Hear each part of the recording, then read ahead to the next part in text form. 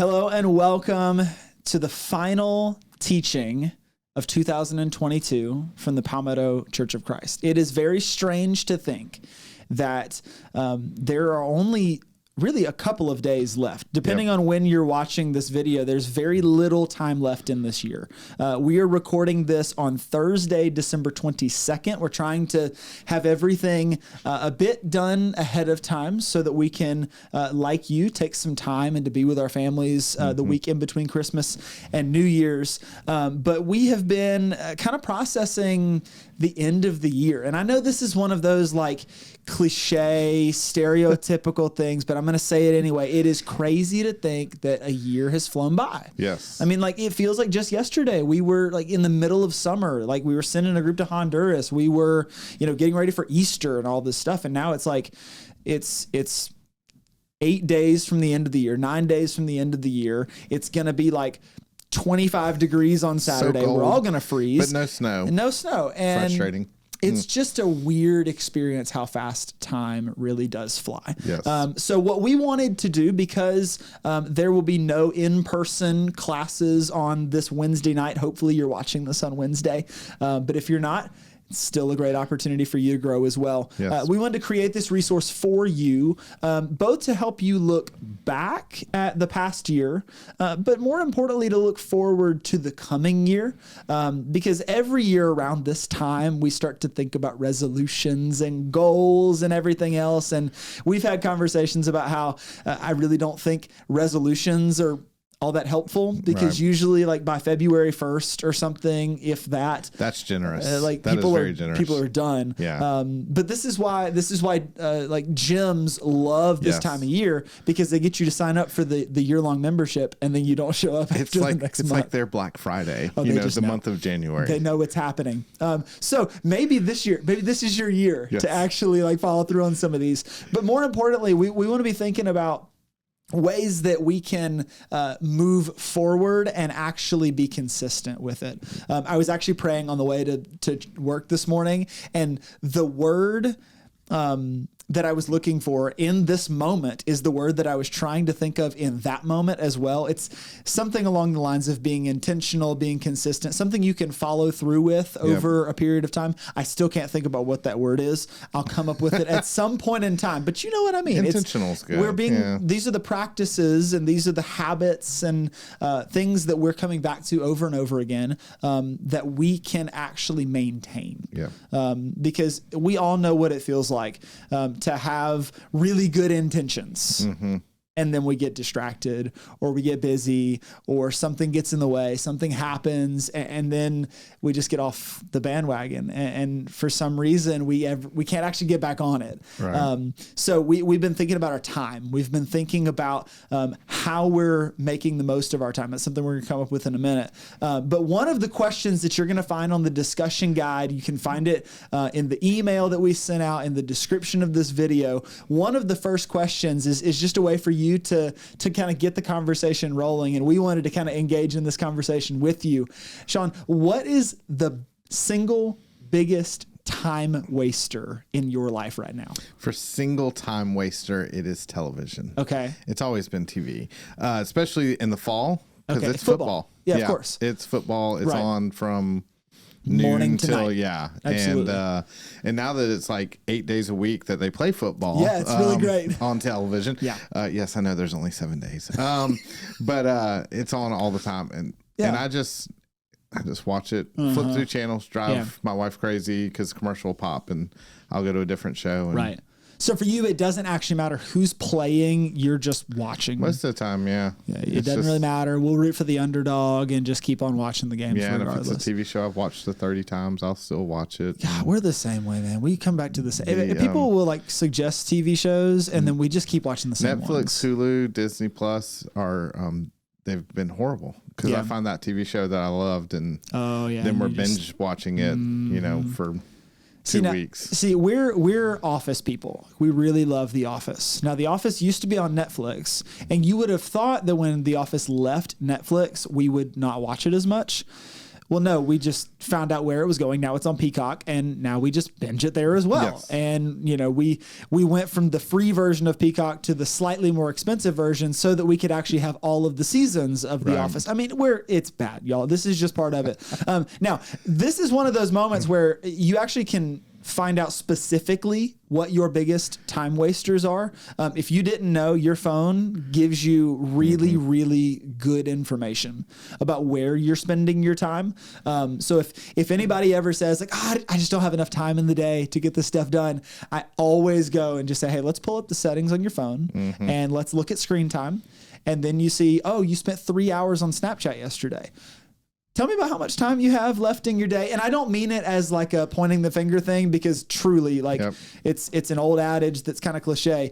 When you're pointing at somebody else, there's 3 more pointing right back at you. Like, dude, that is 100% me. I don't look forward to the Sunday notification that says your screen time was up 16% this week. What are you doing? And I'm like, judge me, man. Like, see, I don't even have it on because I don't want to be judged. I like to think that I'll use it in like productive ways, and I'll be like, oh yeah, I'm going to be really mindful. No, I'm not. It just tells me, and it is what it is. So mine is probably social media in one way or another. If my wife is watching this right now, she's like amening me, and she's like, yes, he spends way too much time on social media. Are you social mediaing when she's sitting beside you? Sometimes we both are. Yeah, like, we do that too. And this is like confession time, and I hope that you're like me so that I feel a little bit validated. And maybe you're like this too. Have you ever had the TV turned on and yet neither of you are watching the TV? You're both looking at your phones, and then you'll show each other videos and whatnot. Like, it's just part of life at this point. Like, I don't say it's a good thing, but it's we a do reality. Family movie every now and then, and I sit in the recliner where they can't see me and the phone's there. Man, we are off in the weeds, but I'm okay with it because I would go so far to say is a lot of people on the other side of this camera know exactly what we're talking about. Yep. And this kind of leads into the reality that when you start to think about your new year, when you start to think about all of the things that you'd like to do, time is one of those resources that it never seems like there's enough of. Yep. It never seems like we can come up with enough hours in the day, enough days in the week to actually do all the things that we want to do, which is part of the reason why for me in particular in the next coming year, I'm starting with a very low baseline because I want to make sure that I actually can follow through and I don't just come back to, I get to April and I'm like, I'm not doing anything anymore. And I've actually, kind of retracted some of the things. So just start off really, really small will lead us in the right direction. And it leads into the idea of just being intentional. And I feel like it's something we talk about all the time. Like, you need to be intentional in your faith, be intentional in your finances, whatever. But we talk about it because it's incredibly important. Yeah. This idea of being intentional and being focused and being purposeful is something that kind of bleeds over into every part of our lives. Are there any things that like you struggle to be intentional with? Like everything, because I watch TV all the time. TV is just, it's sucking all the time out of it. It's sucking all the time. I will say, like, for me, I want to be more intentional. And I usually have really good intentions about being intentional. You see what I did there? But then at some point, like you fall off the bandwagon and it's just like, okay, we'll figure it out next year. Like, hope for the best. So what we want to encourage you with, hopefully through this conversation, through some of the this discussion questions that you're going to see, but more importantly, just to kind of set your mind in a place where you are starting to think about the parts of your life that you can be more intentional in. And specifically for us, like, we are really thinking about being intentional with our faith. And this could play out in 1,000 different ways, both personally, collectively, the people that you spend time with, the person that you're meeting at the coffee shop. Like, there's a lot of different places where being intentional in your faith can play out. But one of the places that I think is kind of the starting line is your spiritual practices. Because if you are not personally developing your own relationship with the Lord, nobody else is going to want to develop a relationship with the Lord with you. Because they'll see right through you and they'll know like this isn't actually something you're passionate about. So one of the discussion questions that you're also going to see is, what spiritual discipline do you most want to grow in this year? Do you have one in mind? For me, it's prayer. I struggle with that. I can read's okay. 100%. Reading's okay. Other disciplines I'm okay with. Prayer for me is hard because my mind gets distracted. And when I'm reading, I can refocus on the words. Totally. I've gotten now where I'm actually just listening and following along in my Bible, which is really helping me with being focused, but prayer for me. Yeah. Because my mind just, and I'll try to pray in bed. That never works because you wake up the next morning like, or you fall back asleep. But that's the one that really, that's where I want to be more intentional. Yeah. Prayer is something I've actually kind of been on a kick on lately. I preached on it in June, and it's just kind of stuck. Now, that doesn't mean that I've been great at it. Because I do think prayer, like a lot of spiritual disciplines, is a bit of a muscle. Like you have to work it out and you have to flex it a bit. But I'll tease I'll reshare the link that I shared in Conversation and Coffee a couple of weeks ago. There's an organization called Practicing the Way, and their whole thing is helping followers of Jesus, helping churches, small groups actually live out the way of Jesus through spiritual practices. And actually in January, I'm so excited about it. The next practice that they're focusing on is prayer. Oh, good. So there'll be a series of podcasts and videos and resources, and I'm so excited about it because it's something that I'm trying to be intentional with. And, just a plug for you, go back to June. 4 weeks he spent on prayer.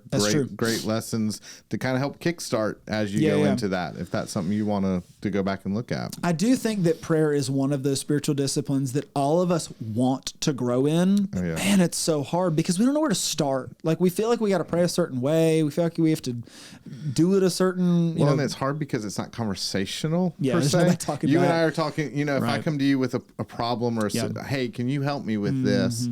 You can give me great advice. Right. And God, he does, I do believe he speaks. Absolutely. But not like you and I do on a day in and day out basis. Right. And so for me, that's where I struggle with. I'm laying this out and I know you hear, Father. I know the Spirit within me is helping. Right. But I don't have that. There's not the immediate feedback. Yeah, for sure. There's a book that I'm actually reading right now by a guy named Tyler Staton. It's called Praying Like Monks, Living Like Fools. And I'm 2 chapters in and it is already eating my lunch.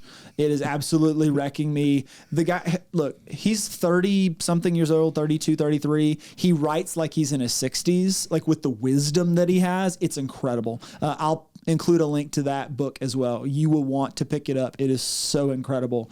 So you probably could also pick that one up as well. It's on my web browser to purchase. It's I just really haven't good. Done it. It's really good. You really should pick it up. Stop watching TV and forget about stuff. So. Yeah, there you go. So we want to turn that to you. We're not going to have any kind of guided time for you. We want to open this up for you and your family, whoever you're sitting down with. Maybe it's somebody who might not even be in the room. Maybe you're FaceTiming with somebody. Maybe you're going to say, hey, we're going to watch this video and then we're going to meet for coffee and chat for a bit. Maybe you're doing this over dinner. There's a lot of different ways that you can engage with this content. To utilize the discussion guide that is included below. But we want to give you that space to begin a conversation now at the end of the year that's going to help you set up plans and intentional opportunities for you to grow this year. So you'll find a few questions. If you take 10 minutes, that's awesome. If you take an hour, that's awesome. But just work through them, pick a few. You may spend a whole bunch of time on one question, and that's great because it might spark something within you, within your family, that's going to help you create rhythms that will shape your family for the future. So to close, I want to go to a passage of scripture from Ephesians chapter 5, where Paul talks about being intentional. It's a passage that I think we end up only focusing on the verses toward the end or the verses that actually will come after this. And we don't always read these particular verses. This is Ephesians chapter 5, starting in verse 15.